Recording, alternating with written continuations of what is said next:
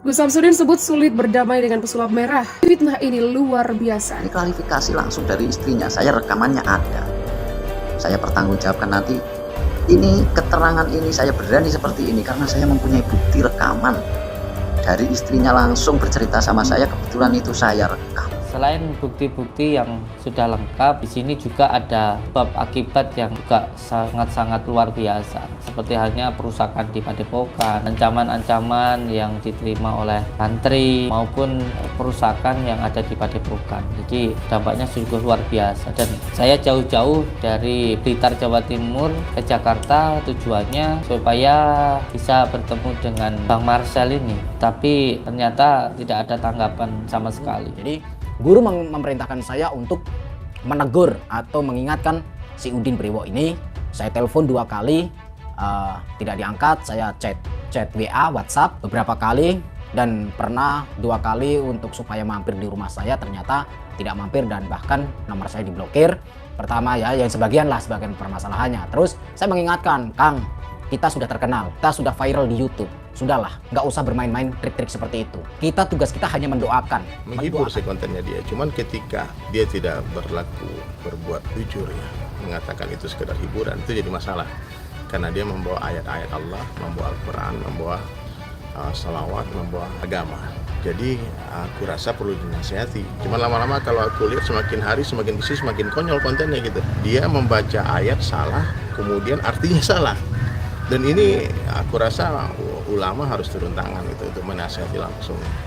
Ya, karena aku nggak punya akses langsung ke beliau untuk bicara menasihati, aku bikin konten juga. Karena kaidah dalam agama itu kalau kesalahan yang dilakukan secara sembunyi-sembunyi harus dinasihati sembunyi-sembunyi. Pak Budi, Gus Samsudin saat keluar dari gedung Ditreskrim Polda Jatim pada Jumat 12 Agustus, perseteruan pemimpin Padepokan Nurzat Sejati di Blitar, Gus Samsudin, dengan pesulap merah berinisial HS atau Marcel Radival berlanjut. Laporan wartawan Luhut Pambudi setelah menjalani pemeriksaan untuk memperkuat barang bukti tindakan pidana pencemaran nama baik yang diduga dilakukan pesulap merah di Mapolda Jatim. Gus Samsudin sepertinya masih makin getol melaporkan pesulap merah ke pihak berwajib. Apalagi serangkaian proses untuk tabayun yang dilakukan Gus Samsudin dengan menyepakati tempat bertemu di Jakarta tak banyak membuahkan hasil. Proses mediasi di antara keduanya bak pepatah, jauh panggang dari api yang dibuatnya di Mapolda Jatim. Melalui upaya hukum pengaduan yang dibuatnya di Mapolda Jatim,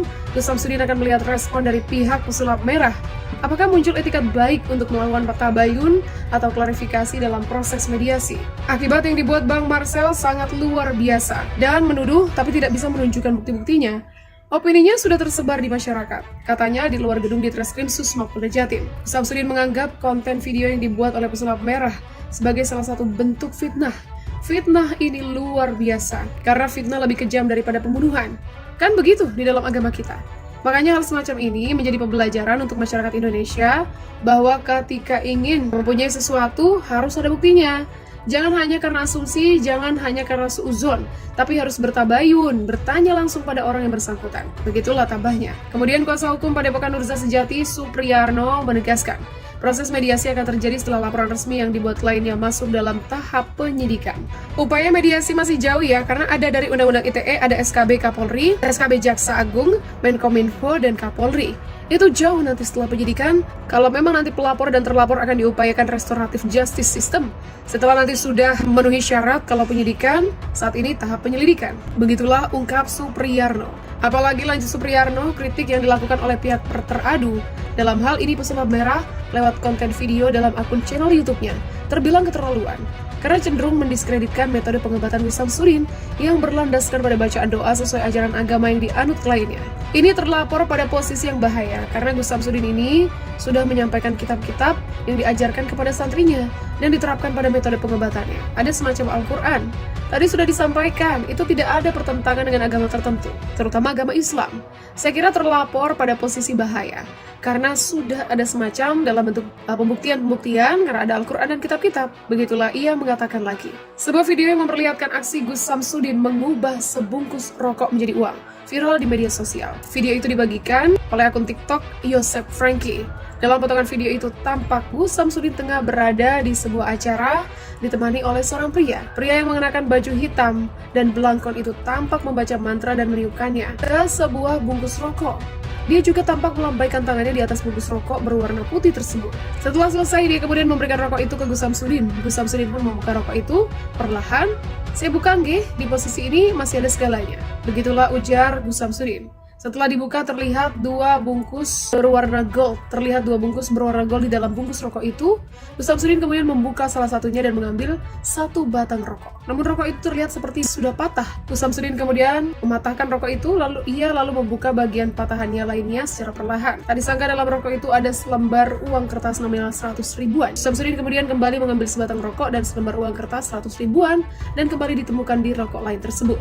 Pada video selanjutnya, host acara itu meminta untuk mengajari cara mendapatkan uang seperti itu. Gus Samsudin kemudian mengatakan jika itu hanya permainan. Itu hanya permainan, jadi hanya waktu terdesak aja. Begitulah ujar Gus Samsudin. Host juga bertanya dari mana asal uang tersebut. Gus Samsudin kemudian menjawab jika uang itu merupakan miliknya. Ini sebenarnya duitnya siapa? Kok bisa ada di rokok? Ya duit saya sendiri, insya Allah. Kita nggak pernah ngambil dari siapapun, punya kita sendiri.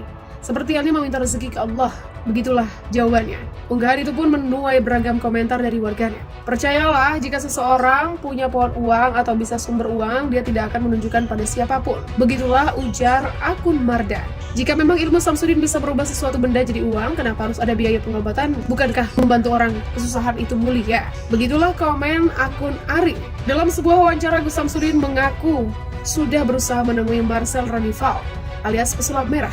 Namun permintaan Gus Samsudin tak ditanggapi oleh Marcel. Namun pernyataan berbeda disampaikan pesulap merah. Menurutnya dia sudah mengontak langsung Gus Samsudin, tapi pemilik Padepokan Nur Zat Sejati itu tak berniat untuk bertemu dengannya. "Saya coba hubungin sih, tapi dia nggak ada niatan ketemu saya. Karena kalau diajak pembuktian, dia alasan terus." Begitulah kata pesulap merah.